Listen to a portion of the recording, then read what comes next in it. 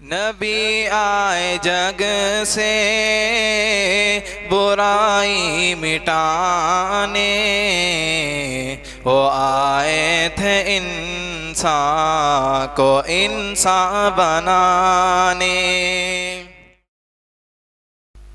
مدد کا آغاز ہو چکا تھا، معجزات کا آغاز ہو چکا تھا۔ نبی صلی اللہ علیہ وسلم 43 ایئرز گزر چکے، انفرادی کام ختم، انفرادی کام اپنی جگہ چلتا، انفرادی پلس اعلانیہ کام کا آغاز ہو چکا۔ جیسے ہی اعلانیہ کام کا آغاز ہوا، مشرکین مکہ کے دل کے ارادے تبدیل ہو گئے۔ کیوں؟ کیا وجہ تھی؟ عرب کا جو ماحول تھا، یہاں پر عرب کے سارے اس علاقے میں کوئی بادشاہ نہیں تھا۔ ایران میں بادشاہ تھا، سیریا میں بادشاہ تھا، دوسرے کا بادشاہ تھے۔ مکہ اور مدینہ کے علاقے میں عرب کے چند اہم پٹیوں میں بادشاہ نہیں تھے۔ یہ عرب کے جو لوگ تھے چھوٹے چھوٹے قبیلوں میں بٹے ہوئے تھے، بنو قضا، بنو بکر، بنو ہاشم، بنو مطلب، فلاں فلاں فلاں، چھوٹے چھوٹے قبیلے۔ اور عرب کے اس علاقے میں بڑا معزز قبیلہ جو تھا وہ قریش کا قبیلہ تھا۔ اور قریش کہ قبیلے کی جو عزت تھی وہ حاجیوں کی خدمت کی وجہ سے تھی۔ اور اللہ عز و جل نے وہی یاد دلایا، بسم اللہ الرحمن الرحیم، لإيلاف قريش إيلافهم رحلة الشتاء والصيف فليعبدوا رب هذا البيت فليعبدوا رب هذا البيت۔ قریش نعمت کو یاد کرو، سردیوں میں ایک جگہ جاتے، گرمیوں میں ایک جگہ آتے تجارت کے لیے، کوئی ویزے کی ضرورت نہیں، آزاد ویزا ہے تمہارے واسطے، جہاں والے وہاں چلے آتے تجارت کرنے کے لیے۔ اب کیا کرو؟ فليعبدوا رب هذا البيت، اس نعمت کے بدلے اسی گھر سے جو عزت ملی ہے، فليعبدوا رب هذا البيت، اسی گھر کے رب کی عبادت کرنا تمہارے اوپر فرض کر دیا گیا ہے۔ قریش معزز تھے پورے عرب کے علاقے میں، کہیں بھی چلے جاتے قریش کی عزت تھی۔ وہ قریش میں اللہ کے نبی صلی اللہ علیہ وسلم تھے۔ قریش کو اب یہ معاملہ درپیش ہو گیا کہ ہمارے ہی بچوں میں سے ایک بچہ اٹھا ہے، یہ بچے کی بات اگر دنیا کے لوگ یوں ہی مانتے چلے جائیں گے، لوگ اس کے پیچھے چلے جائیں گے، جب لوگ اس بچے کے پیچھے آگے بڑھ کر چلے جائیں گے، کہیں ایسا نہ ہو جو ہماری عزت، ہمارا معاملہ، ہماری ٹھاٹ باٹ اور ہمارا جو معاملہ یہاں پر ہے وہ معاملہ کہیں ختم نہ ہو جائے، اور لوگ اس بچے کو قبیلے کے سردار نہ بنا لے، لوگ کہیں اس بچے کے پیچھے نہ نکل جائے، بادشاہی اس کے ہاتھ میں نہ چلے جائے، پولیٹیکل سسٹم کہیں اس کے ہاتھ میں نہ چلے جائے، فائنینشل سسٹم کہیں اس کے ہاتھ میں نہ چلے جائے۔ معمولی کارپوریٹ کا الیکشن آنے والا ہے تھوڑی دیر میں، آج بابا اعلان کرے۔ اب کیا کیا ہوتا معلوم ہے آپ کو؟ معمولی کارپوریٹر کے الیکشن کے واسطے وہ پتے کھول دیتے، یہ کر دیتے، ادھر کی مانڈولی ادھر کی مانڈولی سب چلتا۔ وہ پورے عرب کے خطے میں ان کا زور تھا، اور مکے میں صرف ان کی توتی چلتی تھی۔ اور مکے میں چونکہ بڑے بڑے ملکوں سے آ کے لوگ بازار لگاتے تھے، اوکاسا کا بازار، بڑے بڑے بازار لگتے تھے مکے کے اندر، لوگ آ کے تجارت کرتے تھے، بزنس کرتے تھے، یہ سب ذمہ داری قریش کی تھی، قریش کو فائدہ ہوتا تھا اس سے۔ جیسے یہ معاملہ ہوا، قریش بولے بچے کا اگر یہ دین اسلام کی تبلیغ کا کام یوں ہی چھوڑ دیں گے، یہ بچہ بری بازی مار لیں گا، لہذا اب جیسے ہی 4th ایئر میں نبی بننے کے بعد حاجی آنے لگے حج کو، نبی صلی اللہ علیہ وسلم نے پلان کیا، اب شریعت اسماعیل علیہ السلام کی وجہ سے حج کر رہے ہیں، اسماعیل علیہ السلام کی شریعت کی وجہ سے کر رہے ہیں، لیکن اب محمد صلی اللہ علیہ وسلم کی شریعت کی وجہ سے عمرہ اور حج کرنا پڑے گا ان کو۔ شریعت تبدیل ہوگی، طریقہ تبدیل ہوگا۔ اللہ کے نبی صلی اللہ علیہ وسلم نے پلان کیا، جب حج سے لوگ آئیں گے، مدینہ سے، ملک شام سے، عراق سے، فلسطین سے، ایران سے، جارڈن سے، جگہ جگہ سے لوگ آئیں گے، حج کے میدان میں انہیں دین اسلام کی تبلیغ کا کام کریں گے۔ ادھر قریش بولے اگر یہ حاجیوں سے ہمارا بزنس ہے، یہ بازاروں سے ہمارا بزنس ہے، یہ حاجیوں کے قریب پلٹ کر جب اپنے ملکوں میں جائیں گے وہاں ہماری عزت ہے، ہماری عزت چھوڑ کر اس بچے کی عزت آ جائیں گی، سردار اس کو مان لیں گے، اس کے حساب سے فائنینشل سسٹم چلے گا، اس کے حساب سے اکنامیکل سسٹم چلے گا، لہذا یہ بچے کے بارے میں آلریڈی یہ پاگل ہے کہہ کر مشہور کر دو، یہ جادوگر ہے کہہ کر مشہور کر دو، یہ شاعر ہے کہہ کر مشہور کر دو۔ یہ بات حاجیوں میں قریش کے لوگ مشہور کرنے لگے۔ ادھر اللہ کے نبی صلی اللہ علیہ وسلم بازاروں میں جا کر، مینا کے میدان میں جا کر لوگوں کو آخری شریعت کا پیغام دیا کرتے تھے۔ اسلام تو قبول کوئی نہیں کرا پہلے سال، لیکن فائدہ اس کا یہ ہو گیا، جب پلٹ کر حج کے دن ہونے کے بعد، یہ حج اسماعیل علیہ السلام کی شریعت سے ہوتا تھا، نبی صلی اللہ علیہ وسلم کی شریعت سے نہیں، پلٹ کر اپنے اپنے ملکوں میں گئے، لوگوں نے کہا آپ ذرا کچھ تو چرچا ہوتے نا، ہم گئے تھے حج کرنے، وہ محمد نام سے ایک لڑکا ہے صلی اللہ علیہ وسلم، وہ کہتا ہے وہ آخری نبی ہے، صحیح ہے ایسا؟ ایسا 1 منٹ تورات کھولی جاتی ہے، انجیل کھولی جاتی ہے، یہود کے علماء سے پوچھتے، عیسائی کے علماء سے پوچھتے، ارے ایسا کیا صفت تھی، کیسا دکھتا تھا، اصل کا باپ ہے کیا، پیسے والا ہے کیا، بادشاہ ہے کیا، نہیں ہے، ارے یہ اوصاف میچ ہو رہی ہے۔ لوگوں کے اندر اس حج کے بعد 34 سال کی تحقیق شروع ہو گئی، کہاں پر؟ مکے میں نہیں، دنیا بھر کے اندر لوگوں کو پتا چل گیا کہ مکے میں ایک آدمی اٹھ چکا ہے، دنیا بھر کا تحقیق کا آغاز ہو چکا۔ 5 سال کا حج ہے، اللہ کے نبی صلی اللہ علیہ وسلم نے دوبارہ دین اسلام کی تبلیغ کا کام لوگوں میں شروع کیا، لیکن اس وقت نبی صلی اللہ علیہ وسلم نے پلان کیا دن میں نہیں راتوں میں جا کر دین اسلام کی تبلیغ کا کام کریں گے، کیونکہ دن میں مشرکین مکہ ستاتے تھے۔ دین اسلام کی تبلیغ کا پروگرام عام کیا گیا، حتیٰ کہ اللہ کے نبی صلی اللہ علیہ وسلم، ابو بکر صدیق اور دیگر صحابہ کے ساتھ دین اسلام تبلیغ کا کام کرتے۔ 4، 5، 6، 7ویں سال بھی جب بھی حاجی حج کرنے کے لیے آتے، دین اسلام کی تبلیغ ان کے سامنے کی جاتی، حتیٰ کہ اللہ کے نبی صلی اللہ علیہ وسلم کا چرچا دنیا بھر میں ہو گیا کہ نبی ہے کہہ کر دعویٰ کیا، صرف یہ چرچا ہوا، نبی ہے مان لی نے دنیا، یہیں کے لوگوں نے مان رہے، وہاں کے لوگوں بھی ماننا بڑی دور کی بات تھی۔ بہت بڑا چیلنج اللہ کے نبی صلی اللہ علیہ وسلم کے سامنے تھا۔ آپ صلی اللہ علیہ وسلم کی دعوت کی تبلیغ کا کام لوگ، ادھر مشرکین مکہ دیکھتے جا رہے ہیں کہ گھر میں ایک ایک آدمی تبدیل ہوتے جا رہا، ایک ایک آدمی تبدیل ہوتے جا رہا۔ ایسا آج کے زمانے میں ہے، کہیں تو بھی خاندان میں ایک آدھ پکوڑا نکل جاتا، آمین زور سے پڑھنے والا، نہیں تو سینے پہ ہاتھ بننے والا۔ اس زمانے میں ایک ایک گھر میں ایک ایک آدمی آ رہا تھا، حتیٰ کہ 30 سے زائد لوگ اسلام قبول کر لیے۔ 5واں 6واں سال تھا جب لوگ اسلام قبول کر رہے تھے، اور مشرکین مکہ کا ایک گروپ نبی صلی اللہ علیہ وسلم کے چاچا ابو طالب کے پاس گیا، جا کر بولا دیکھو اپنے بھتیجے کو ذرا سمجھائیے، محمد کو صلی اللہ علیہ وسلم، یہ کیا نئی مذہب کی بات کر رہے ہیں، باپ دادا کا رسم و رواج ہمارا چل رہا اپنی جگہ ہے، اس کو آپ بول کے خاموش بٹھا لیجئے۔ ابو طالب بھی بولے معمولی بات، اچھی بات میں سمجھا لوں گا، چلے جاؤ۔ 1 سال گزر گیا، دعوت جاری ہے۔ آگ اس وقت لگی جب اللہ کے نبی صلی اللہ علیہ وسلم کے چاچا حضرت حمزہ اسلام قبول کر لیے۔ ایسی آگ لگی، ایسی تکلیف مشرکین مکہ کو گئے ابو طالب کو، اس کا کہ ابو طالب بچے کو سمجھاتے یا نہیں سمجھاتے یا ہم قتل کر دینا اس کو۔ ابو طالب نے کہا معاملہ سنجیدہ ہے، محمد کو بلایا صلی اللہ علیہ وسلم، کہا بیٹے یہ کچھ باتیں کہہ رہے ہیں، چھوڑ دو ان کی بات، مان لو۔ لیکن اللہ کے نبی صلی اللہ علیہ وسلم نے کہا اگر یہ مجھے روکنے کے لیے اس کام سے، کون سے کام کی بات کریں چاچا جناب، اس کام سے روکنے کے لیے اگر اتنی محنت کر لیں، جا کے ایک ہاتھ میں سورج اور چاند بھی لا کے رکھ دیا تو میں رکنے والا نہیں۔ اور سمجھ گئے ابو طالب ایسے کیسے مجھ سے بات کر سکتے ہیں، آپ کی آنکھوں میں آنسو اور اٹھ کر چلے گئے۔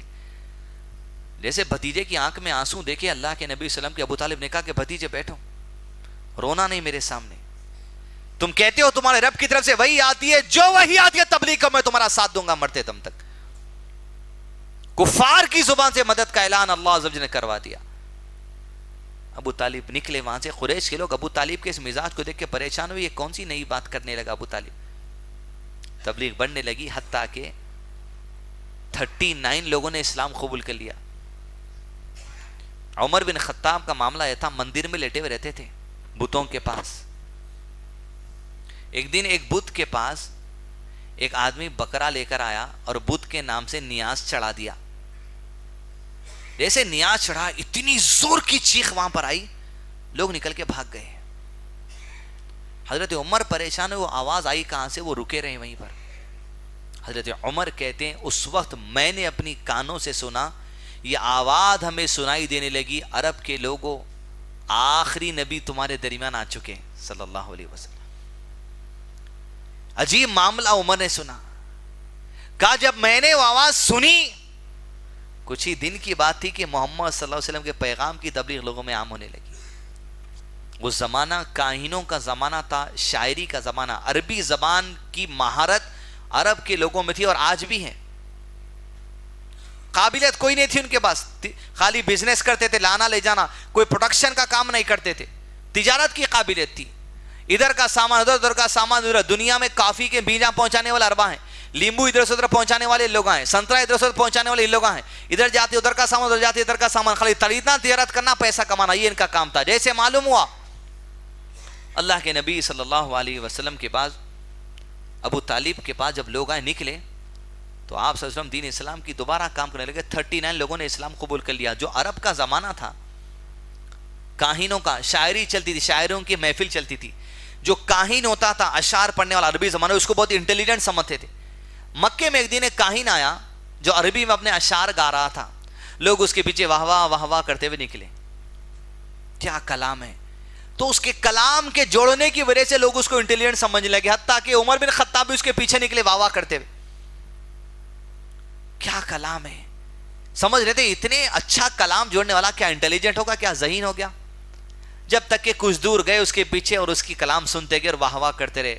ایک دن کے بعد معلوم چلا کہ اس کاہن کی ملاقات نبی صلی اللہ علیہ وسلم سے ہوئی، اور جیسے ہوئی اپنے کلام کے آگے اللہ کے نبی صلی اللہ علیہ وسلم نے قرآن جو کچھ نازل ہوا تھا وہ پیش کیا، اور جیسے قرآن پڑھا کہا یہ انسان کا کلام نہیں ہو سکتا. اللہ کے نبی صلی اللہ علیہ وسلم کے ہاتھ پہ اسلام قبول کر لیا.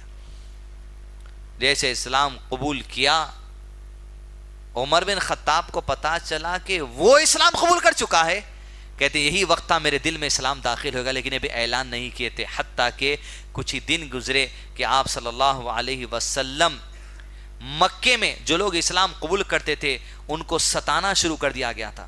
حضرت بلال کو ستاتے تھے. غلام کمزور لوگ جو تھے ان کو پہاڑوں پر لے جاتے، لٹاتے، سینے پر پتھر رکھ دیتے، کہتے اسلام سے پھر جاؤ، ہٹ جاؤ.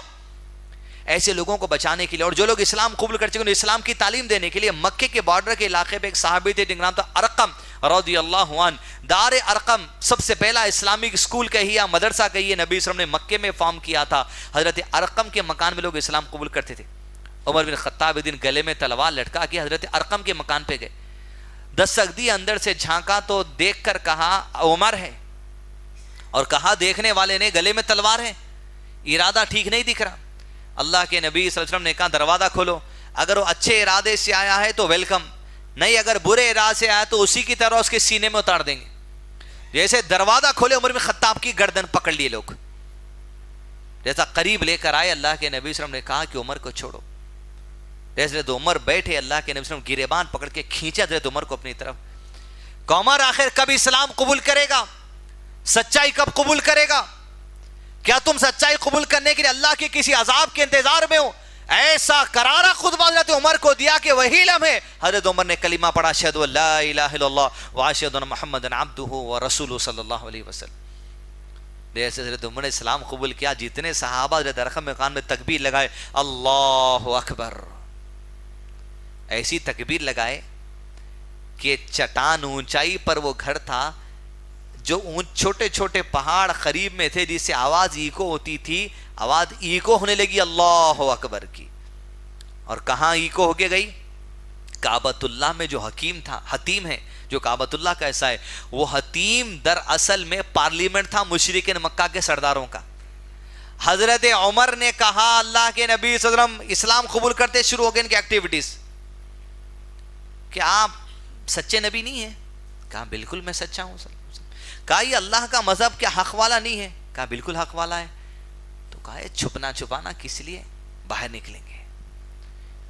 حضرت عمر کہتے ہیں میں 40واں آدمی جس نے اسلام قبول کیا. اور صحابہ کہتے ہیں جب تک حضرت عمر نے اسلام قبول نہیں کیا تھا ہم چھپ کر گھاٹیوں میں 2 وقت کی نماز پڑھتے تھے، چھپ چھپ کر دین اسلام کی دعوت کرتے. لیکن جب سے عمر نے اسلام کو قبول کر لیا، اسلام کو طاقت مل گئی. حضرت عمر نے کہا چلو آج باہر نکلیں.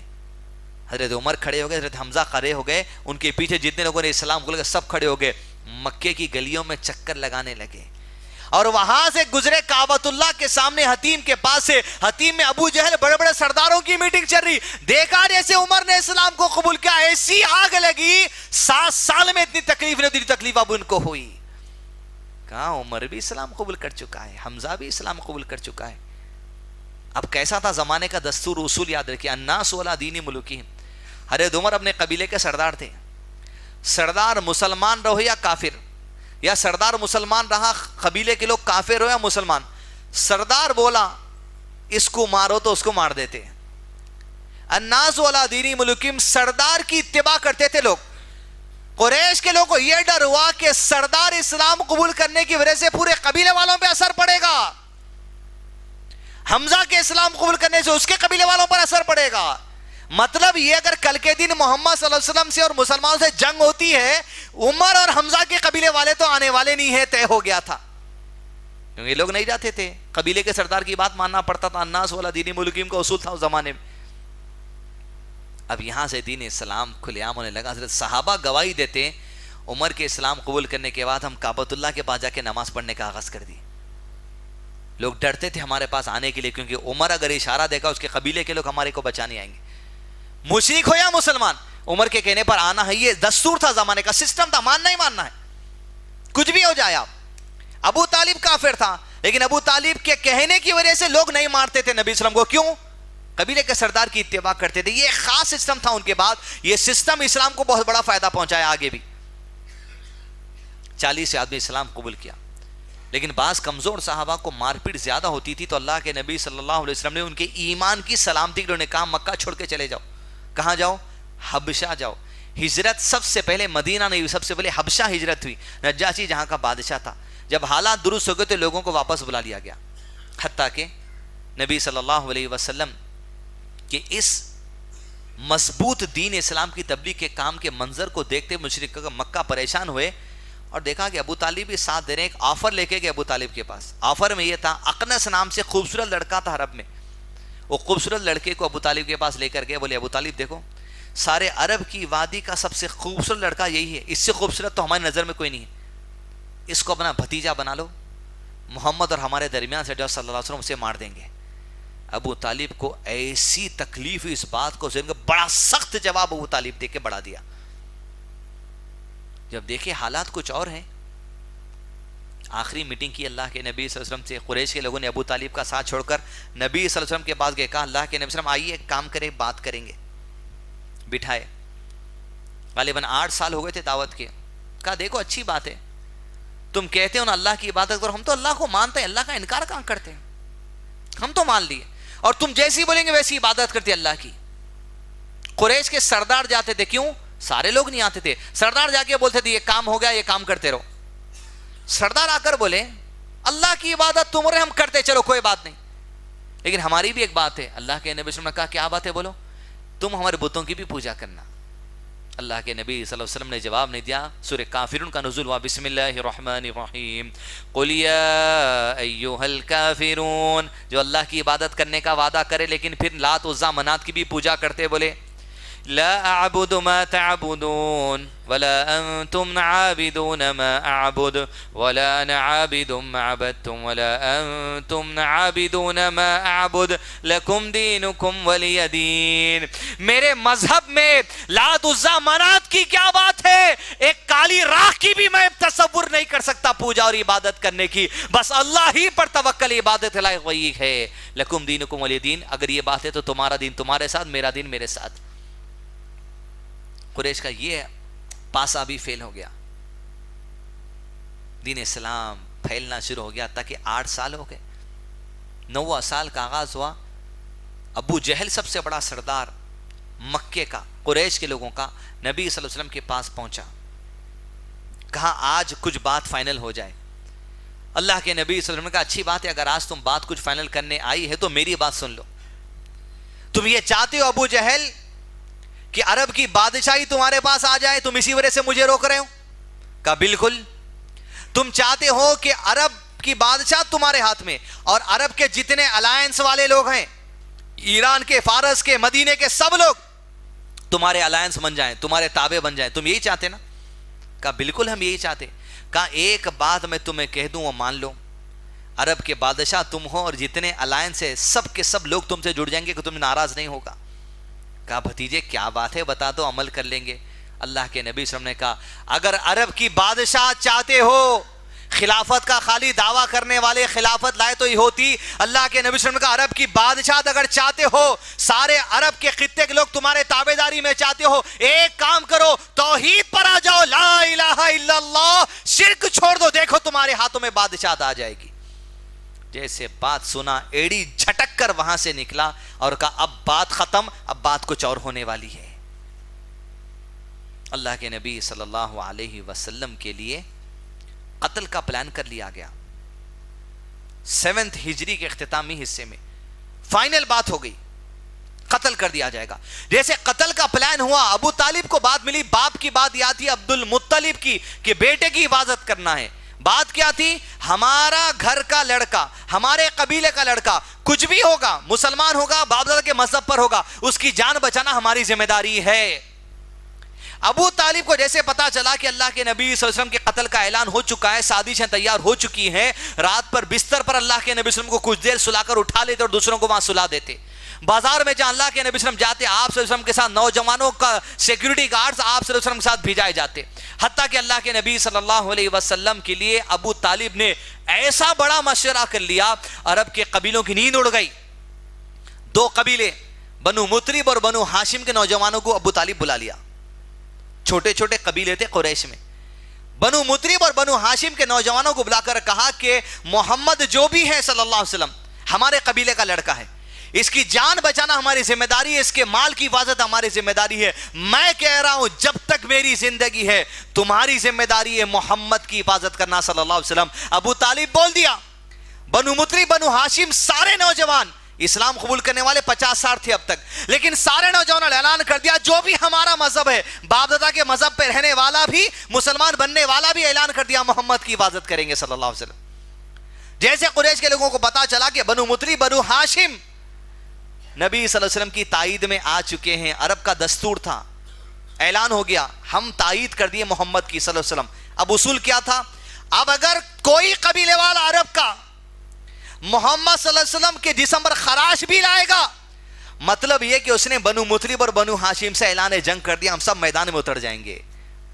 یہ رول اور یہ سسٹم تھا کا، یہ بہت فائدہ دیا اللہ کے نبی صلی اللہ علیہ وسلم کی دعوت اور دین اسلام کی تبلیغ کے لیے۔ جیسے دیکھیں بنو مطلب بنو ہاشم سامنے ہیں، قریش کے لوگ بولے اب تو ایسا ہو جائے گا کہ اگر ہم جنگ لڑنے نکلیں گے تو ہمارے ہاتھوں کافروں کا قتل ہو جائے گا، جو اسلام قبول نہیں کی انہیں کو مارنا پڑے گا ہماری تلوار سے، لہذا ہمارے ہاتھوں سے ہمارے لوگوں کو کیسے ماریں گے؟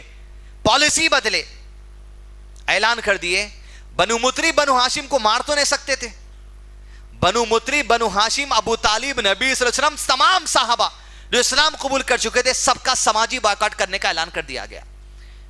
سماجی بائیکاٹ کرنے کے لیے ایک صحیفہ لکھا گیا، حتیم میں بیٹھ کر جو ان کی پارلیمنٹ تھی، صحیفے میں لکھ دیا گیا کہ محمد صلی اللہ علیہ وسلم، ابو طالب، بنو ہاشم، بنو مطلب سارے مسلمانوں کا سماجی بائیکاٹ کر دیا جائے گا، ان سے بات نہیں کی جائے گی، نہ ان کی بات سنی جائے گی، ان سے نہ شادیاں کیے جائیں گے، نہ ان کی نکاح میں اپنی بچوں کو دیں گے، نہ ان کی بچوں کو اپنی نکاح میں لیں گے، نہ خرید و فروخت ہوگی، نہ تجارت ہوگی، انتہائی سختی میں ڈالنے کا پلان، جیسے یہود فلسطین کا بارڈر بند کر کے کرتے، اکنامیکل تکلیف دینے کے لیے۔ انڈے لیتے، انڈے آتے فلسطین کو تو انڈوں کی ٹرے پھینک دی جاتی نیچے انڈے پھوڑ دینے۔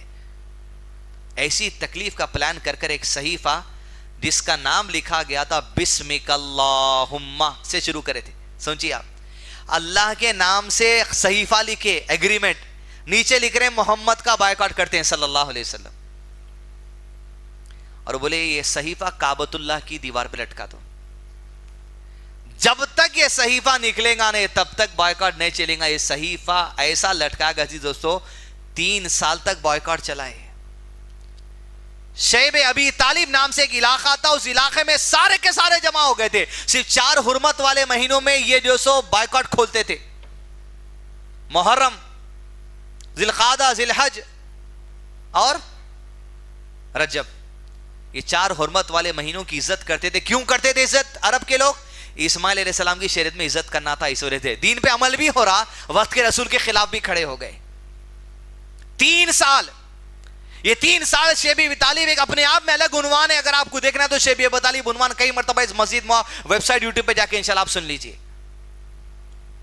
3 سال جب گزرے انتہائی سخت، 10 نبوت آ گئی۔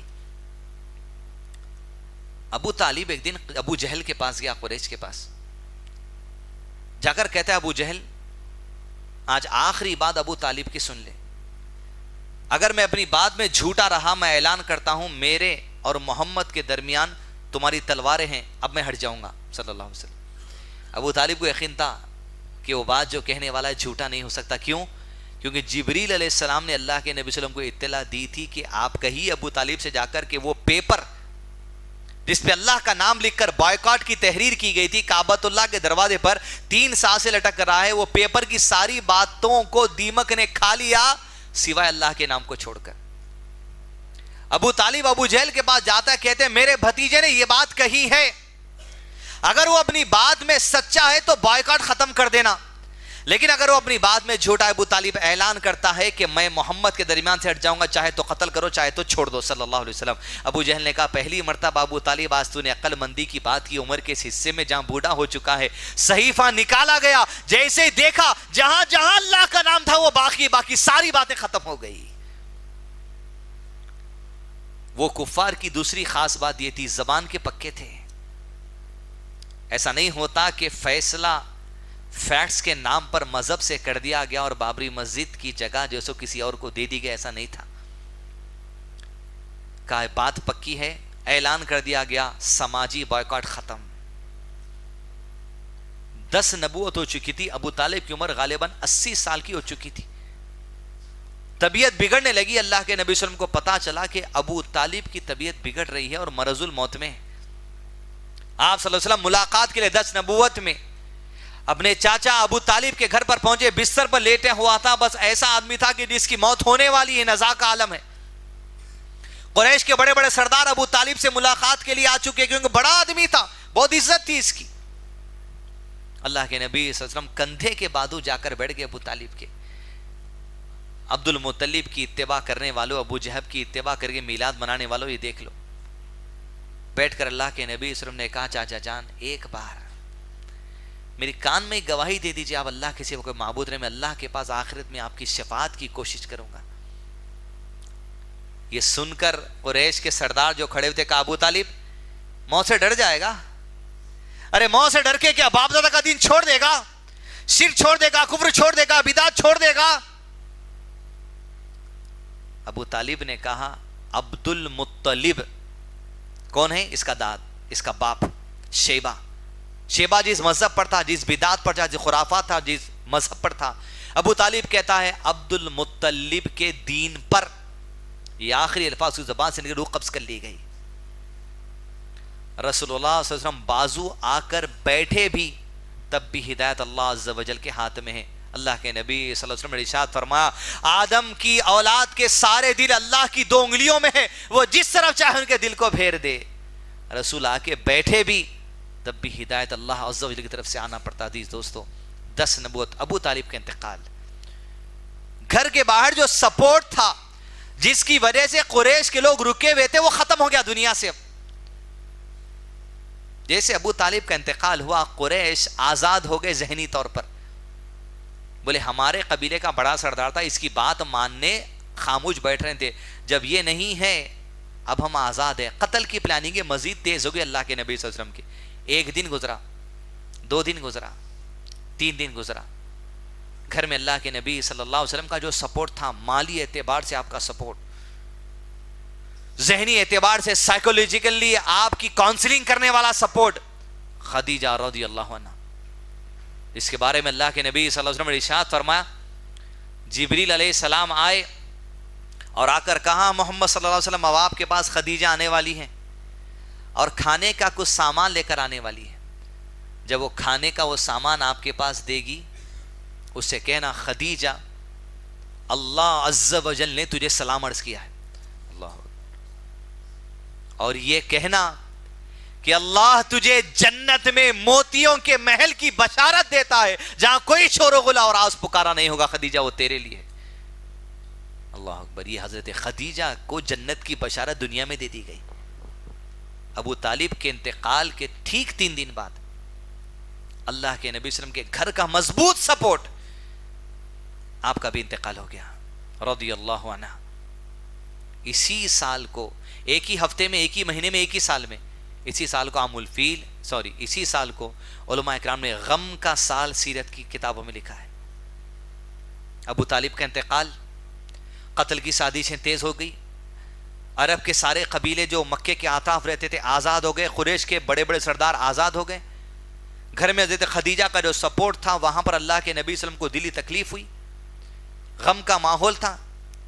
جب آپ صلی اللہ علیہ وسلم نے دیکھا کہ مکے کی زمین تلواروں کے سائے نظر آ رہے ہیں ہر جگہ پر، آپ صلی اللہ علیہ وسلم نے زید کو بلایا، کہا زید فی الحال تو مکے میں دعوت کا کام نہیں ہو سکتا، رکنا مشکل ہے، جو ہے وہ کریں گے، طائف کی طرف چلو۔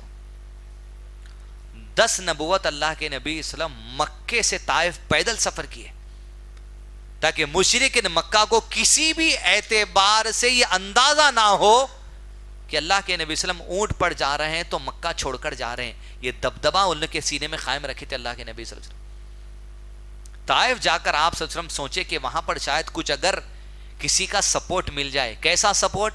جیسا سپورٹ ابو طالب دیا تھا ویسا سپورٹ. ایک قبیلے والا بھی اگر سپورٹ کر دیا طائف کا, طائف اور قریش کے لوگوں کے مابین جو بھائی چارگی, اگر طائف کا کوئی ایک قبیلے والا سپورٹ کر دیا, قریش کے لوگ میرے اوپر تلوار اٹھانے سے رک جائیں گے. کیوں؟ نبی صلی اللہ علیہ وسلم پہ ہاتھ اٹھانا وہ پورے قبیلے سے اعلان جنگ کرنے کا اصول اس زمانے کا تھا. وہ اس زمانے کے اصول کو اپنانے آپ طائف پہنچے. 20 بڑے قبیلے وہاں پر تھے طائف کے اندر. 20 قبیلے کے 20 بڑے بڑے سرداروں سے میٹنگ ارینج کیے. کیوں؟ الناس ولا دینی ملوکیم, بادشاہ کو قبیلے کے سردار کو دعوت دیتے تھے اللہ کے نبی صلی اللہ علیہ وسلم یہ کہہ کر جس طرح تم اپنے قبیلے کے لوگوں کے ذمہ دار ہو دوسرے معاملے میں یہ دعوت پہنچانے میں میں حق ادا کر دیا, تمہاری ذمہ داری ان تک پہنچانا. اسی طرح دعوت ہوتی تھی آپ صلی اللہ علیہ وسلم کی. 20 سردار سے ملے, دین اسلام کی تبلیغ کی بات کی, کئی گھنٹے وہاں پر رہے. لیکن یہ 20 کے معاہدے قریش کے لوگوں سے اندر ہی اندر تھے. قریش کے لوگوں کی باتوں میں آ کر طائف کے لوگوں نے اللہ کے نبی صلی اللہ علیہ وسلم کو کہہ دیا کہ طائف چھوڑ کر چلے جائیے. جگہ نہیں دی وہاں پر, کیونکہ پتا تھا یہ مکہ چھوڑ کر آئے, ہمارے پاس اگر یہاں پر انہیں ٹھکانہ مل گیا تو یہیں رہ جائیں گے. کہاں نکل جاؤ. اور جب نکلنے چلے طائف کے لوگوں نے اپنے اوباش لڑکوں کو اشارہ دے دیا, مارتے ہوئے نکالو تاکہ دوبارہ یہاں نہ آئے. نوجوانوں نے اللہ کے نبی صلی اللہ علیہ وسلم کو گھیرا, سیٹیاں مارے, تھالیاں مارے, حتیٰ کہ ایک آدمی نے اپنی زندگی کی سب سے بری حرکت کر دی, پتھر اٹھا کے اللہ کے نبی صلی اللہ علیہ وسلم مارا, ایڑی پر لگا اور ایڑی پھٹ کر خون نکلنا شروع ہوا. اللہ کے نبی صلی اللہ علیہ وسلم جیسے تھے زید ساتھ دیکھا اللہ کے نبی صلی اللہ علیہ وسلم پر پتھر برسا, آپ صلی اللہ علیہ وسلم کو گھیر لیا, پتھر اور تیز ہو گئے. آ کر حضرت زید کے سر پر کہیں پتھر نکلتے, دوڑے تیزی سے وہاں سے نکل کے طائف کے میدان سے نکلے اور قریب میں انگور کا ایک باغیچہ تھا, اس میں بیٹھ گئے جا کر اور اپنے زخموں کو پوچھنے لگے اللہ کے نبی صلی اللہ علیہ وسلم. اور زخم پوچھتے اور دعا کرتے, اے بار الہ, تیرے چہرے کے اس نور کی پناہ چاہتا ہوں جس سے اندھیرے روشن ہو جاتے ہیں. کیسی قوم کے حوالے مجھے کر دیا یا رب, ایسی قوم جسے میں دعوت دیتا ہوں وہ قوم مجھے پتھر برساتی یا رب. یہ پتھر کا کھانا اگر یہ تیری آزمائش ہے یا رب, میں ہر آزمائش سے گزرنے تیار ہوں, ہر پتھر کھانے تیار ہوں, لیکن میرے رب تو مجھ سے راضی ہو جا.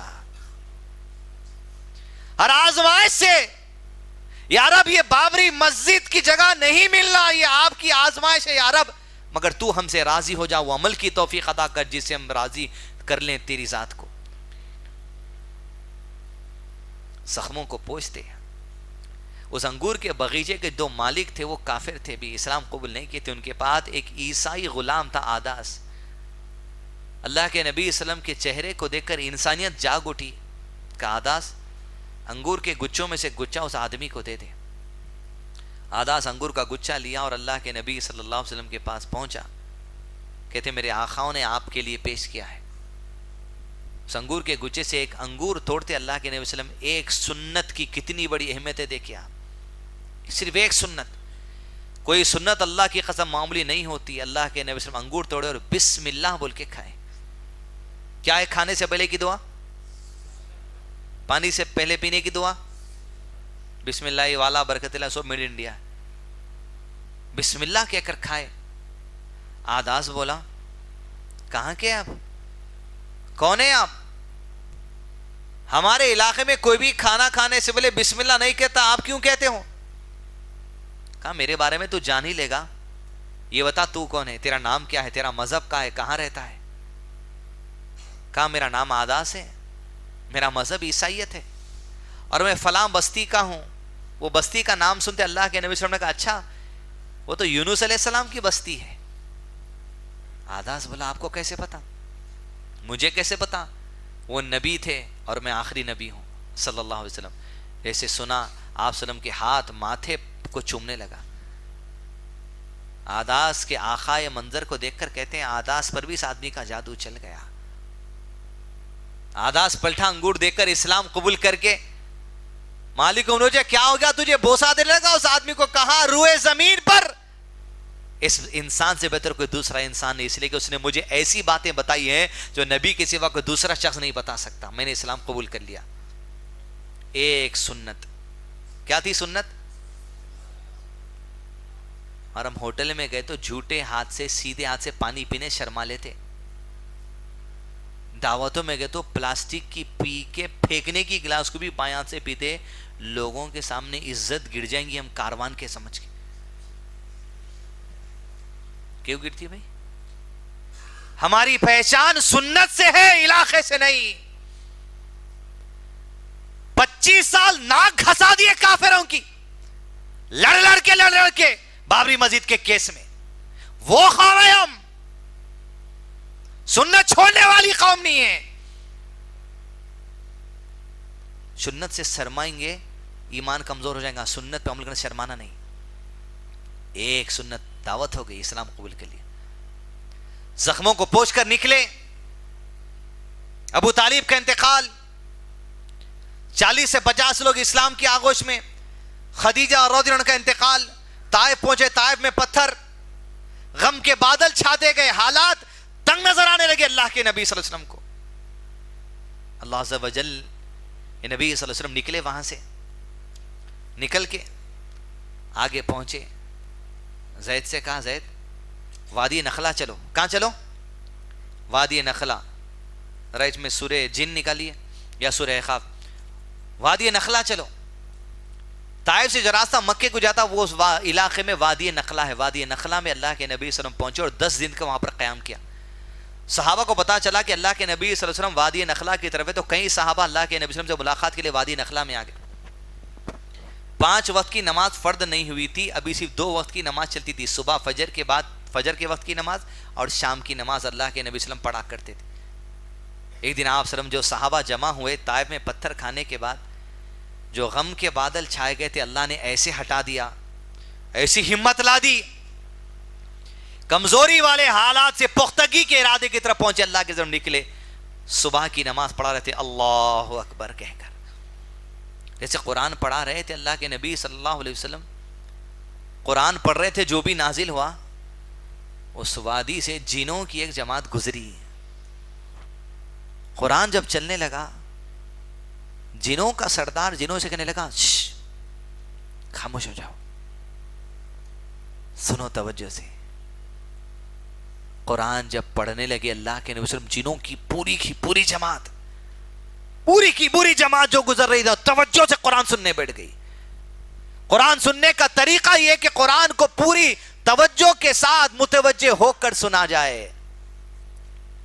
جب اللہ کے نبی صلی اللہ علیہ وسلم قرآن پڑھ کے نماز ختم کر دیے, وحی کا نزول ہوا, غم کے بادل چھڑ گئے. قل اوحی الی انہ استمع فنفر من الجن فقالوا انا سمعنا قرآنا عجبا. جب جنوں کی جماعت نے سنا تو پلٹے پٹ کر کہا ارے قرآنا عجبا, آج بڑا عجیب کلام ہم سنے. یہدی الی الرشد فآمنا به ولن نشرک بربنا احدا. ارے اس راستے کی طرف بلاتا ہے جہاں آدمی رشد اور کمال کو پہنچ جاتا ہے اور شرک سے بچانے والا پیغام ہے. ہم ایمان لے کر آئے, پوری جماعت اسلام قبول کر کے پلٹی. اور جب پلٹی تو سورہ قاف میں اللہ نے فرمایا قولوا, اے پکار کر کہنے لگے جنوں کی جماعت کے لوگ, عجیبو ہم نے ایسا کلام سنا ہے, داعی اللہ, اللہ کے داعی کے بلانے کی طرف آ جاؤ. جن تبلیغ کر لیتے ہوئے نکل گئے وہاں سے. اللہ کے نبی صلی اللہ علیہ وسلم کو اطلاع ملی ارے انسان پتھر مار رہے ہیں تو میں انسانوں کے لیے نہیں, میں انسانوں کے ساتھ ساتھ جنات کے لیے بھی نبی بنا کر بھیجا گیا ہوں. یستمعون القرآن, جب قرآن سنا, جب اللہ کے نبی صلی اللہ علیہ وسلم اطلاع ملی کہ جنہوں نے اسلام قبول کیا, غم کے بادل جو چھائے ہوئے تھے وہ چھٹے. عزیز دوستو, اللہ کے نبی صلی اللہ علیہ وسلم نے کہا زید چلو اب مکہ چلو. زید نے کہا اللہ کے نبی صلی اللہ علیہ وسلم کیسے جائیں گے مکہ, جبکہ وہاں کے لوگوں نے ہمارے مار باہر نکال دیا, کیسے جائیں گے؟ کہا نہیں, اللہ ضرور مدد کرے گا اپنے رسول کی, چلو. لیکن جانے سے پہلے وہی فارمولا, کسی کا سپورٹ لینا. جیسے ابو طالب کا تھا, آپ چٹھی لکھوائے ایک آدمی تھا، اس کا نام تھا اخنس، بڑے قبیلے کا سردار تھا. اخنس کو پیغام لکھ کر بھیجا کہ اخنس میں مکہ آنا چاہتا ہوں، جس طرح ابو طالب نے میرا سپورٹ کیا، کہ تو سپورٹ کرے گا. اخنس نے ہاتھ اٹھا دیا، کہا میرے سے نہیں ہو سکتا اتنی طاقت، اگر قریش لڑنے آئے تو میرے قبیلے والے میرا ساتھ نہ دیں گے. وہی چٹھی ایک اور ایک آدمی کے پاس بھیجی گئی، اس نے بھی انکار کر دیا. وہی چٹھی ایک تیسرے آدمی کے پاس بھیجی گئی جس کا نام تھا مطعم بن عدی. مطعم بن عدی کے بعد جیسے چٹھی پہنچی، اللہ نے اس کے دل کو ہدایت دی. حالانکہ اسلام قبول نہیں کہا تھا، اپنے نوجوان لڑکوں کو، قبیلے کے چند لوگوں کو لے کر کعبۃ اللہ کے پاس پہنچ گیا جہاں حتیم تھا. حتیم کے پاس قریش کے بڑے سردار ابو جہل وغیرہ بیٹھے تھے. اپنی اونٹ کی پیٹھ پر کھڑے ہو کر کہہ دیا میں نے محمد کو امان دے دی ہے صلی اللہ علیہ وسلم. اب مطلب یہ کوئی ہاتھ تو لگاؤ، میرا پورا قبیلہ اس کے ساتھ ہے صلی اللہ علیہ وسلم. یہ مانا تھا، یعنی تم محمد کو مارو گے صلی اللہ علیہ وسلم تو مطلب یہ ہے میرے قبیلے سے تم نے اعلان جنگ کر دیا، میں جنگ لڑوں گا تم سے. جیسے مطعم بن عدی نے اعلان کیا، اللہ کے نبی صلی اللہ علیہ وسلم زید کے ساتھ آئے اور سیدھا آپ صلی اللہ علیہ وسلم کعبۃ اللہ کے پاس آئے. اور آنے کے ساتھ ہی آپ صلی اللہ علیہ وسلم نے حجر اسود کا بوسہ لیا، 2 رکعت نماز پڑھ اور گھر کو آپ صلی اللہ علیہ وسلم چلے گئے. 10 نبوت کا عرصہ تھا. آپ صلی اللہ علیہ وسلم نے اپنا دوسرا نکاح کیا حضرت عائشہ سے رضی اللہ عنہ. 6 سال کی عمر حضرت عائشہ کی تھی رضی اللہ عنہ، لیکن ودائی نہیں ہوئی تھی. دوسرا نکاح حضرت عائشہ سے ہوا. ودائی نہیں ہونے کی وجہ سے آپ نے تیسرا نکاح حضرت سودا سے کیا. ترتیب کے اعتبار سے ودائی دوسرے نمبر پر حضرت سودا کی ہے، لیکن نکاح دوسرے نمبر پر حضرت عائشہ کا ہے. سودا رضی اللہ عنہ سے اپنے آپ نے صلی اللہ علیہ وسلم نے اپنا تیسرا نکاح کیا، لیکن ودائی دوسری کی. حضرت سودا قبول اسلام کی قبولیت اپنے شوہر کے ساتھ شروع کے دنوں میں کر چکی تھی، لیکن حضرت کے شوہر کا انتقال ہونے کے بعد اللہ کے نبی صلی اللہ علیہ وسلم نے انہیں نکاح کا پیغام بھیجا، اس اعتبار سے کہ کہیں حضرت سودا جاہل معاشرے کی باتوں میں آ کر اللہ کا دین نہ چھوڑ دیا. آپ نے نکاح کر لیا. 11 یا 12 نبوت کا حصہ غالب بنایا. اللہ کے نبی صلی اللہ علیہ وسلم کے لیے مدینہ جانے کی تیاری کا آغاز ہو گیا 2 اعتبار سے. اول 11-12 نبوت کے درمیانی حصے میں اللہ کے نبی صلی اللہ علیہ وسلم کے لیے بہت بڑا معجزہ ہوا، جس سے آپ کے ایمان کا لیول اونچے لیول پر چلے گیا. معراج کا سفر اللہ کے نبی صلی اللہ علیہ وسلم کو کرایا گیا، جہاں اللہ عز و جل کے دربار میں آپ نے نور کے پردے کے پیچھے سے اللہ سے وحی لی. 50 وقت کی نمازیں فرض کی گئی، 3 اور باتیں کہی گئی. انبیاء اکرام سے ملاقات ہوئی، انبیاء اکرام کی امامت آپ نے کی. دیکھو مرگے سو والے اولیاء زندہ ہوتے ہیں، معراج کے وقت پہ نماز پڑھائے نا، وہ سب باتاں نہیں. مرگے سو والے مر گئے، مگر نماز پڑھائی ہمارا عقیدہ ہے، ختم. کیسے پڑھائے ہم نہیں جانتے. الذین یؤمنون بالغیب، ہم ایمان لاتے اللہ اور اس کی رسول کی گواہی کی وجہ سے، جتنا بولے اتنا. حتیٰ کہ معراج میں نمازوں کی تخفیف ہوئی اور 5 وقت کی نمازیں اللہ کے نبی صلی اللہ علیہ وسلم پر فرض کر دی گئی اور اعلان کر دیا گیا معراج کے سفر پہ. لا تبدیل لکلمات اللہ، اللہ جو ایک بار جو بات کہتا ہے تبدیل نہیں ہوتی. نمازیں جو 50 فرض کی گئی تھی تخفیف کر کے 5 ہوگی، تم پڑھو گے 5 لیکن اجر و ثواب 50 کا ہی لکھا جائے گا. یہ خصوصیت اللہ کے نبی صلی اللہ علیہ وسلم کی امتی کے لیے. معراج کا سفر ہوا اللہ کے نبی صلی اللہ علیہ وسلم. 11 نبوت اسلام کا سب سے پہلا ٹرننگ پوائنٹ. جیسا مکہ میں آئے، ابو طالب کے بعد کس کا سپورٹ ملا مکہ میں؟ مطعم بن عدی کا سپورٹ ملا. حج کے لیے 11 نبوت میں لوگ پورے عرب سے آ گئے. اب اس بار جو لوگ آ رہے ہیں، ذہن بن گیا تھا لوگوں کا، ریسرچ کرتے کرتے معلومات کرتے لوگ ارادے سے بھی آ رہے تھے. پتا چلا ذرا اور محمد کے بارے میں صلی اللہ علیہ وسلم کیا ہے، وہی ہے اگر تم حج کو جا رہے تو. مدینے کے لوگ حج کے دن شروع ہو گئے، مینا کے میدان میں رات میں خیموں کے باہر بیٹھ کے لوگ گفتگو کرتے تھے. اس میں مدینے سے کچھ لوگ آئے ہوئے تھے. اس میں سے جو لوگ آئے ہوئے تھے 6 آدمی تھے. کتنے؟ یہ پہلا ٹرننگ پوائنٹ ہے اسلام کا. مکے سے اسلام اب باہر جانے والا ہے، طائف میں نہیں گیا. 6 لوگ مدینہ سے آئے ہوئے تھے، اپنے خیمے کے باہر رات میں بیٹھ کے ڈسکشن کر رہے تھے، باتیں چل رہی تھی. اللہ کے نبی صلی اللہ علیہ وسلم، ابو بکر صدیق، کچھ صحابہ وہاں پہنچے اور اللہ کے نبی صلی اللہ علیہ وسلم نے زبان مبارک سے ان سے کہا کیا کچھ بات ہو سکتی؟ طریقہ ہے کسی بولے کہ بھائی کچھ بات کر سکتے. جب اللہ کے نبی صلی اللہ علیہ وسلم نے کہا، انہوں نے کہا بیٹھیے ضرور بات کریے، کیا ہے بتائیے. اللہ کے نبی صلی اللہ علیہ وسلم بیٹھے, اللہ کی حمد بیان کی جس کا تعارف آلریڈی ان کے پاس تھا, قرآن مجید کی تلاوت ان پر کی, احادیث کی تلاوت ان کے پاس کی, ایسا جامع خطبہ, کلام چلتے جا رہا, وہ ایسے سنے جیسا سروں پہ پرندے بیٹھے. رات کا وقت مدینے سے آئے ہوئے 6 لوگوں نے 6 کے 6 نے گواہی دے دی, اشہد ان لا الہ الا اللہ و اشہد ان محمد عبدہ و رسولہ صلی اللہ علیہ وسلم. 6 لوگوں نے اسلام قبول کر کہا, سب سمجھ گئے ہم یہ کیا بات ہے, ہم اعلان کرتے ہیں حج ختم ہونے کے بعد جب مدینہ جائیں گے, مدینے کے گھر گھر میں دین اسلام کی دعوت دیں گے. حج ہوا, 6 لوگ اسلام لے کر مدینہ گئے, مکے کے علاوہ مدینے میں اسلام کا داخلہ ہو گیا. پھر یہ بات طے ہوئی تھی اگلے سال جب حج کو آئیں گے تم, تب مدینے کی پوری رپورٹ لے کر آنا, لوگ اسلام کی دعوت پہ یہ کفار کے رضا سخت مزاجی اختیار کرے ہوئے ہیں یا وہاں پر نرمی ہے لوگوں میں. 1 سال وہاں کام چل رہا تھا اور 1 سال یہاں کام چل رہا تھا. آپ نے حضرت عائشہ سے شادی کی, سودا سے شادی کی, معراج کا سفر ہوا, دعوت جو ہو سکی کرتے گئی, اتنے میں 1 سال ہوا, 12 نبوت کا حج کا موسم آ گیا. کتنے لوگ گئے تھے؟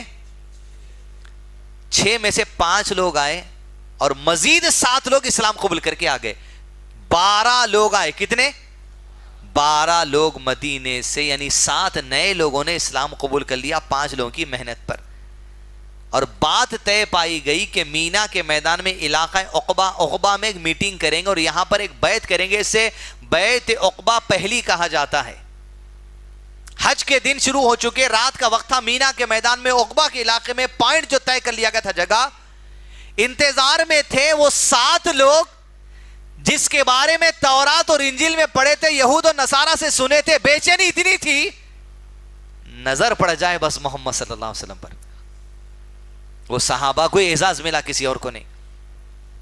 رات کا وقت, اللہ کے نبی صلی اللہ علیہ وسلم آئے عقبہ میں ملاقات کرنے کے لیے ان لوگوں سے, اور جیسے 7 لوگوں نے دیکھا تو دیکھتے ہی رہ گئے اللہ کے نبی صلی اللہ علیہ وسلم کو, نظریں ہٹتی نہیں.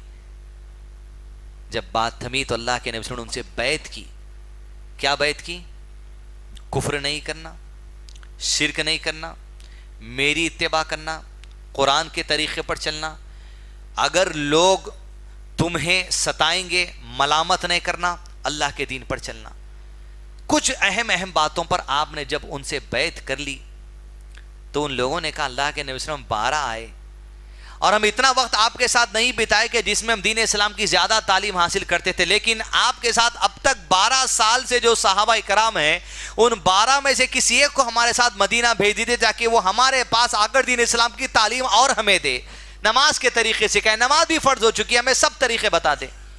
تب اللہ کے نبی صلی اللہ علیہ وسلم نے ایک رئیس گھر کے لڑکا جس کو اس کی ماں نے اسلام قبول کرنے کی وجہ سے گھر سے نکال دیا تھا, جو جب عطر لگا کر نکلتا تو لوگ کہتے اس گلی سے ابھی مصعب بن عمیر گزرا ہے. مصعب بن عمیر کو بلایا رضی اللہ عنہ, کہا یہ 12 کے ساتھ جڑ کے 13 ہو جاؤ, 12 سال ہو گئے نبی بن کر, یہ پیغام لے کر مدینہ جاؤ, گھر گھر ان کے ساتھ جا کے تبلیغ کرنا, اور ساتھ ہی ساتھ جو لوگ اسلام کو قبول کریں انہیں تعلیم و تربیت دینا. آئندہ سال کا جو حج کا موسم آنے والا ہے, حج کا مہینہ آنے سے پہلے مصعب بن عمیر تم مدینہ سے آ جاؤ اور آ کے رپورٹ کرو مدینے کے لوگ کیسے ہیں, اسلام کی بات وہاں کیسے چل رہی ہے. ادھر یہ لوگ گئے دین اسلام کی تبلیغ کا کام کرنے, 1 سال زبردست کام چلا, گھر گھر چرچا ہو گیا. کیوں مدینے میں گھر گھر چرچا ہو گیا؟ مدینے میں کوئی بادشاہ نہیں تھا, مدینے میں قریش کے جیسا کوئی طاقتور قبیلے والا نہیں تھا, چھوٹے چھوٹے قبیلے تھے, اوس خزرج جیسے قبیلے پھیلے ہوئے تھے. 1 سال کام ہوا, 13ویں سال کے حج کا مہینہ آنے سے کچھ دن پہلے مصعب بن عمیر رضی اللہ عنہ مدینہ سے مکہ آ گئے اور اللہ کے نبی صلی اللہ علیہ وسلم مل کر کہا اللہ کے نبی صلی اللہ علیہ وسلم مدینے کے حالات اسلام کے لیے بہت خوشگوار ہے, اور یہ بھی باتیں چل رہی اللہ کے نبی صلی اللہ علیہ وسلم مدینے کے لوگ آپس میں یہ مشورہ کر رہے ہیں جنہوں نے اسلام قبول کیا کہ کیوں نہ محمد صلی اللہ علیہ وسلم کو اور ان کے ساتھ ساتھ سارے مسلمانوں کو مکہ سے مدینہ لے کر آ جائیں.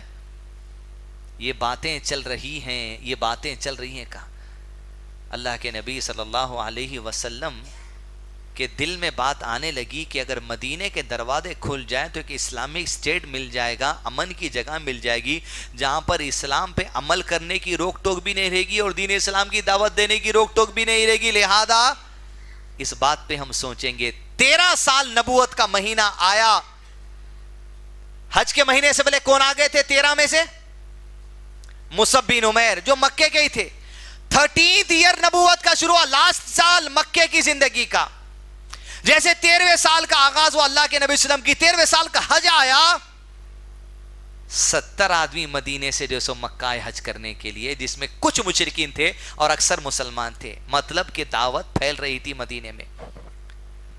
مشرکین حج کے دن جب آغاز ہو گئے مینا میں اپنے کیمپ میں، جب 70 لوگوں میں کچھ مشرکین بھی تھے، پرانے رسم و رواج پہ چلنے والے، اسماعیل علیہ السلام کی شریعت پہ چلنے والے لیکن شرک اور بت پرستی کرنے والے، وہ لوگ جب خیموں میں سوچ گئے، وہ 70 میں جو مسلمان تھے وہ عقبہ کے مقام پر دوبارہ جہاں 1 سال پہلے میٹنگ ہوئی تھی وہیں پر پہنچے۔ کیا ارادے سے؟ کہ اللہ کے نبی صلی اللہ علیہ وسلم کو مدینہ لے جانے کا آفر دیں گے۔ باتیں چل رہی تھی، رات کا طویل وقفہ ہو گیا، اللہ کے نبی صلی اللہ علیہ وسلم نہیں آئے۔ رات جب بہت زیادہ ہو گئی تب آپ صلی اللہ علیہ وسلم اپنے چاچا عباس بن عبد المطلب رضی اللہ عنہ کے ساتھ آئے۔ کون ہے؟ ابو طالب کے بھائی، خاندان والے کبھی اللہ کے نبی صلی اللہ علیہ وسلم کا ساتھ نہیں چھوڑے۔ عباس بن عبد المطلب کے ساتھ آئے رضی اللہ عنہ، اور عباس بن عبد المطلب جب محفل میں پہنچے تو بات کا آغاز سب سے پہلے عباس بن عبد المطلب نے کیا کہا؟ انصار، مددگار، اللہ کے نبی کے، مسلمانوں کے، تم کیا سمجھتے ہو؟ کیا تم بچوں کا کھیل سمجھ رہے؟ تم مسلمانوں کو اور اللہ کے نبی صلی اللہ علیہ وسلم کو مکہ سے مدینہ لے جانا بچوں کا کھیل سمجھ رہے؟ اس کا مطلب یہ ہے کہ تم نے قریش سے اعلان جنگ کر دیا، نسلوں تک جنگیں چلیں گی اگر مسلمانوں کو تم مکہ سے مدینہ لے جانے کی سوچو گے بھی تو۔ عباس ابن مطلب جتنا کہنا تھا کہہ کر بیٹھ گئے۔ انصار اٹھ کر کے اللہ کے نبی صلی اللہ علیہ وسلم جان اور مال ہر ایک سے آپ کی حفاظت کریں گے، آپ مکہ سے چل کے مدینہ چلیے، آپ کا نہیں پورے مسلمانوں کا ساتھ دیں گے، گھر بار، نوکر چاکر، کاروبار، پیسہ، دولت، کھانا، ہر چیز لگا دیں گے اسلام کے لیے، آپ چلیں۔ رات کے اندھیرے میں بات ہو رہی، اللہ کے نبی صلی اللہ علیہ وسلم جب ان کے جذبے کو دیکھا، بات کو تسلیم کر لیا اور ہجرت کا آغاز شروع کر دیا گیا، لیکن اللہ کے حکم کے انتظار میں تھے۔ ادھر بیت عقبہ دوسری بھی 13 نبوت کا حج کا سیزن ہوا، آسمان سے وحی کا نزول ہو گیا، جو کوئی اللہ پر اور آخرت پر ایمان رکھتا ہے اس کے لیے لازم فرض ہے کہ مکہ چھوڑ کے مدینہ چلے جائے۔ ابو بکر، عمر، عثمان، علی، سب کاروبار، سسرال، ددیال، رشتہ دار، بیوی، بچے، گھر، جائیداد، کاروبار، پیسہ، جو لٹانا پڑے لٹا دو، نکل جاؤ مکہ سے مدینہ۔ تمہارے یہی درکار ہے، اب زمانے کو آنے والے لوگوں کو بتانا ہے کیا کچھ کرنا پڑے گا وقت کی ضرورت پر۔ کعبۃ اللہ کی عظمت جو تھی، محبت، وہ چھوڑ کر نکلے۔ آج بابری مسجد جاتی ہے تو پرواہ نہیں، ایمان کی سلامتی مساجد ہی سے نہیں بلکہ اللہ کے دین پر قائم رہنے سے ہے۔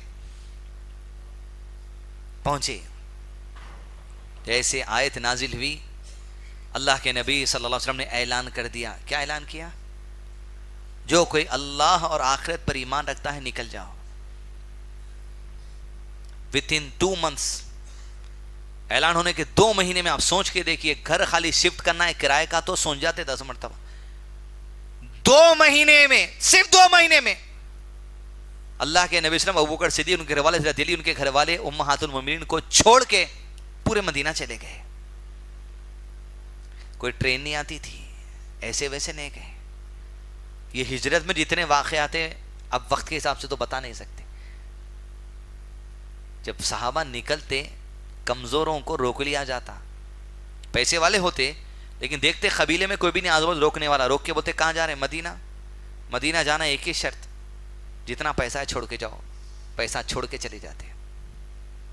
کوئی ایسا بھی نکلا، اور کوئی عمر بن خطاب تھا جو گلے میں تلوار لٹکا کر نکلا، اعلان کر کے کسی نے ماں نے ایسی اولاد کو جنا ہے جو عمر کا سامنا کر سکے تو آئے میری تلوار کا سامنا کرنے۔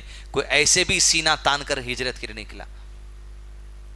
دیکھتے ہی دیکھتے 2 مہینے کے اندر تقریباً سارے صحابہ مدینہ پہنچے، لیکن اللہ کے نبی صلی اللہ علیہ وسلم نہیں گئے، ابو بکر صدیق نہیں گئے۔ ابو بکر صدیق ہجرت کر رہے تھے، لیکن اللہ کے نبی صلی اللہ علیہ وسلم نے روک لیا۔ کہا اللہ کے نبی صلی اللہ علیہ وسلم میں ہجرت کر لوں؟ کہا نہیں۔ کہا کیوں نہ کروں؟ کہ اللہ وہ اعزاز دینے والا ہے، قرآن میں تمہارا ذکر ہونے والا ہے، رک جاؤ، میرے ساتھ ہجرت کرنا۔ اللہ کے نبی صلی اللہ علیہ وسلم روک لیے۔ ابو بکر صدیق، حضرت علی، حضرت صدیق کے گھر والے، اللہ کے نبی صلی اللہ علیہ وسلم کے ازواج مطہرات اور کچھ ایسے لوگ جن کو زبردستی روک لے رکھ لیے تو مشرم کا وہی روکے، باقی سب چلے گئے، حتیٰ کہ جبریل علیہ السلام اللہ کے نبی صلی اللہ علیہ وسلم کے گھر پر آ گئے اور اطلاع دے دی آپ کے لیے آج رات ہجرت کو نکلنا ہے۔ خاص حکم تھا اللہ کے نبی صلی اللہ علیہ وسلم کے لیے، اس وجہ سے رکے ہوئے تھے۔ دوپہر کا وقت تھا، ابو بکر صدیق کے گھر کو پہنچے، کہ ابو بکر آج رات نکلنا ہے، اللہ کی طرف سے آرڈر ہو چکا ہے، سامان کی تیاری کر لو۔ تیز رفتار 2 اونٹنیوں کو تیار کر لیا گیا مدینے کی راہ پر نکلنے کے لیے، اسلامی تاریخ کو بدلنے کے لیے، اسلامی کیلنڈروں کو چھاپنے کے لیے۔ حدیث دوستو یہ نہیں کہ دسمبر کا مہینہ آتا اور تم کیلنڈر خرید لو، نہیں۔ ارے ہجرت ایسی بڑی عظیم قربانی ہے جس کو خالی مسلمان سمجھ لے تو اپنی زندگی کی راہ ہموار ہو جائے اس کے لیے۔ شام کا وقت تھا، مشرکین مکہ پارلیمنٹ بچھائے، حتیم میں اور اعلان کر دیا جتنے تھے چلے گئے، بچے کچھ، ابو طالب ختم ہو گیا، رہی بات متنبی ندی کی، جو ہوتا ہے دیکھا جائے گا۔ آج رات صبح کی نماز کے لیے جب محمد اپنے گھر کے باہر نکلیں گے قتل کر دو صلی اللہ علیہ وسلم۔ بل پاس ہوا، نوجوانوں کو ننگی تلواریں دے کر اللہ کے نبی صلی اللہ علیہ وسلم کی گھر کی چوکٹ کے باہر رات کے وقت بٹھا دیا گیا۔ گھر میں اللہ کے نبی صلی اللہ علیہ وسلم نے حضرت علی کو بلوا، کہا میرے بستر پر سو جاؤ۔ کیا خوش نصیبی اللہ کے نبی صلی اللہ علیہ وسلم کمبل چھوڑ کے سونے والے علی بن ابی طالب رضی اللہ عنہ۔ آپ صلی اللہ علیہ وسلم اپنا سامان لیے گھر کا دروازہ کھولے، دیکھا نوجوان لڑکے تلواریں لے کے بیٹھے، ہاتھ میں مٹھی اٹھائی۔ وَجَعَلْنَا مِن بَيْنِ أَيْدِيهِمْ سَدًّا وَمِنْ خَلْفِهِمْ سَدًّا فَأَغْشَيْنَاهُمْ فَهُمْ لَا يُبْصِرُونَ۔ اللہ نے ان کے آنکھوں کے پیچھے، آنکھوں کے آگے پردہ ڈال دیا کہ وہ مجھے نہیں دیکھ سکتے۔ سر پہ مٹھی ڈالتے ہوئے، یہ مٹھی گواہی تھی میں جا رہا ہوں یہاں سے۔ چلے گئے لیکن دکھانے، ابو بکر کے گھر گئے، سامان تیار ہے، توشہ تیار ہے، گھر کے پیچھے کے دروازے سامان پھینکا اور نکلے غار ثور کی طرف، مدینے کے راستے کی طرف نہیں۔ گھر کے باہر نوجوان بیٹھے ہوئے یہ دیکھ کر کہ اب نکلیں گے، وہاں سے ایک آدمی گزرا، کہا پاگلو کیوں بیٹھے یہاں پر؟ کہا قتل کرنے بیٹھے۔ ایسا؟ سر جھٹک کر تو دیکھو مٹھی گرے گی تمہارے سروں سے، وہ ابھی بھی تمہاری آنکھوں کے سامنے سے مٹھی ڈال کر چلا گیا صلی اللہ علیہ وسلم۔ جب سر جھٹکے تو پتا چلا یہ تو دلیل بن گئی، انہی کا آدمی گواہی دینے لگا۔ جاگے اپنے قبیلے کے سرداروں کو بلا کے چلے گئے محمد بھی صلی اللہ علیہ وسلم۔ اب جانے کے لیے روکنا تھا، کیوں؟ مدینہ جائیں گے تو پتا تھا ایسا پاورفل ہو کر آئیں گے لوگ، مکہ بھی فتح کرنے والے ہیں دوبارہ۔ کہا زندہ یا مردہ پکڑ کر لاؤ، دونوں کو یا دو میں سے ایک کو لاؤ گے تو 100 سرخون دیں گے، 2 کو لاؤ گے تو 200 سرخون دیں گے۔ اس زمانے میں اونٹ کی ویلیو تھی، بہت بڑی رقم تھی۔ نوجوانوں پہ جنون سوار ہو گیا رقم کا اناؤنسمنٹ سن کر۔ تلواریں لے کر ایک مدینے کے راستے پر نکلا، ایک بازاروں میں نکلا، ایک گھروں کی تلاشی پہ نکلا، اور پتا تھا اللہ کے نبی صلی اللہ علیہ وسلم کبھی غاروں میں بیٹھتے تھے، غاروں کی تلاشی کے لیے نکلا۔ جب پہنچے، مزید علماء اور مقررین کے بیانات سننے کے لیے ہمارے YouTube چینل کو سبسکرائب کیجیے۔ جزاک اللہ۔